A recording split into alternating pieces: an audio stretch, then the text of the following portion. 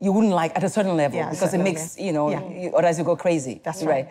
No, we've gotten a place in Nigeria. You live here. You know that these days it's like institution. Oh, who's planning your wedding? You know, are they thinking about what is needed? Or I'm a planner. In terms of the planners in Nigeria? Yes. I haven't worked with many planners, I must say, but I think people are doing their best in a very difficult environment. However, I think more could be done in terms of acquiring skills. Which is why they're here. Yes, this is where where we come in, and also networking and going out to not only to learn but to meet people, to get a bit of exposure as well. I remember when I started my business, and I'm sure as with everyone else, I knew from the beginning that I needed to step out of my comfort zone, go out there and see what people are doing, get ideas from them and share my own ideas as well. And I must say that in doing that, it's kind of broadened my mindset and my perspective to the business. No, Preston, do you still find yourself learning every day on this job? Absolutely. And I think in a way, one of the biggest inspirations for me are my clients. We work with, Marcin will agree, with some of the most creative artists, clearly if they're celebrities or non-celebrities. And I think they all have one thing in common. They want something that has never been done before. They want a service that has never been seen before. And that creates a challenge to keep growing and to keep expanding. What about the industry being like big? There's so many people that call themselves event planners. Marcy. Yeah, I've noticed that. Competition. It's definitely, no, it's challenging. And at a certain level, let's say, at least in the US, let's say there's 20 of us at a certain level. I mean, I'm there by virtue of still being around, you know, but then, for the most part, we're all friendly. We all go up against each other constantly, and it's not as cutthroat unless it's, you know, a once in a lifetime job, like if Prince Harry, right? Yeah, but there's a certain level of expertise at a certain point, and in fact, we will call each other and say, you know, I'm doing a wedding in LA, and I really, really need an electric violinist who's not an idiot, and we'll give each other contacts because it's just not worth it. So I like that, and that's a good place for me to take a break because I want to engage all of you along with the person who was responsible for bringing you together because obviously she saw a need. People might be looking at her and they're kind of competition is this, but this industry is big enough.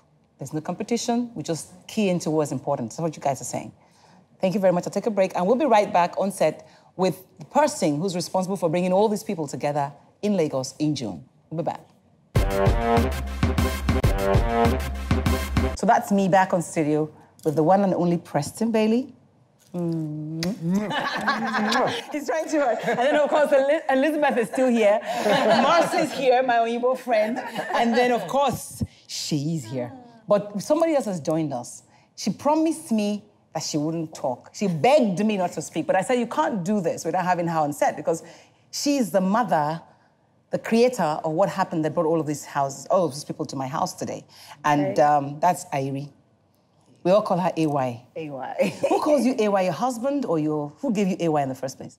Well, I think that started from the bank, when I was in the banking industry, because Irie, if not pronounced rightly in Yoruba language, means someone who's man, who's gone. So you went for the AY. To avoid that, I just said, you know what, just call me AY. So now AY, you decided, this is the second, in June, you had the second edition of the Atinuda. Yes. Right? I know you're not Yoruba, you're married to a Yoruba boy. Yes, I'm married to Yoruba. And now you've turned Yoruba to yourself. Atinuda means what? Atinuda means born out of creativity. When we came up with the vision, we really were looking for something different and unique. And I also wanted to bring it back home. Which was bring why what back home? The creativity. whole concept, yes. That is come from here. And yes, and then of course, when you hear Atinuda, it makes you think twice. Okay, what is it all about? What does it mean? And I think that was for us, till now, that's what happens. Everyone, when they hear Atinuda, what's Atinuda all about? You know, share the vision with us. Factor. Yes, and that was, for me, was what was key. And so far, I think we've done a good job. No, I want to go to Marcy here. Yeah. I mean, Atinuda has brought you all the way from New York, brought you with Preston Bailey. Yes, that couldn't have been cheap, could it? I beg your pardon. Nothing I do is cheap. So what does that tell you about the passion that this young woman has trying to do this? We're talking about that young woman, not this young woman. Right? No, but I know. No, AY, is that what you're trying? Yeah. Yes, I mean, I think we've been talking about it at lunch today and all that. It's emotional generosity. It's a sense, you're either a generous person or you're not. And it has to do with your intellect and your emotions and finances and your business and everything else. There are people who are just not generous, and then you meet someone like this, and you can tell from the moment you meet her, she is just a giving soul. So I can only imagine that as someone who's prominent in the industry here, she is trying to give them a very big gift, actually, of getting a global perspective, which really should impact their businesses enormously. As I was speaking to Marcy earlier, Preston, Marcy told me something, that she's learned something big from you, that you don't look at your competition. Because I look at her doing a business where people will say, why is AY doing this? There'll be jealous talk all around the place. What do you say about competition? Well, I think one of the things that is a blessing and a curse, of course, is social media, that we're all in each other's business. And I think in a way it's very positive because it encourages us to try all harder and to be more creative.